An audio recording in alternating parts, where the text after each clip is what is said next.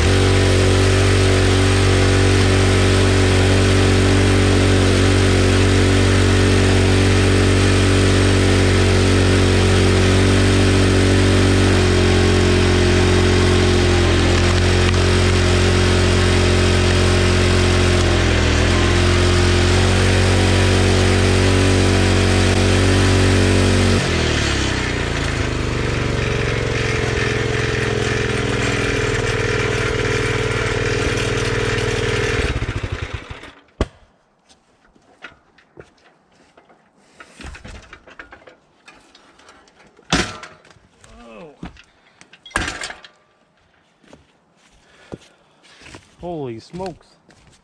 You guys see that? The, I don't know what it is, the seal in there or something is going on it. When I had it in the vertical position, we were getting some leaking. This thing's about ready to roll down the hill. Better not stand there. And then after I got to the bottom here, you could see it shot some fluid out. I don't think this machine likes being in that vertical position too well. I think that seal is going, and I also got to clean the carb. You would have heard the engine the odd times sort of stumbling. That's because the carb's probably needing clean. So this thing obviously needs a bit of work. It still gets the job done. I got 2 IBC cages filled behind me with a mixture of some maple, and I think there's the odd piece of cherry in there. That's going to be put out over there in just a few minutes. Just going to go get the tractor fired up. But for the most part, that's my wood setup. This is not a professional setup by any means, and many of you guys out there will say how slow this thing is, but I can tell you one thing is for certain: this is a lot faster than me swinging an axe or a maul. So definitely worthwhile. Takes a little bit of effort. As you can tell, I was fighting that log there when it was in the vertical position, and that log is not light. It's probably almost as heavy as I am, so a bit of a struggle, but it's still easier than swinging an axe.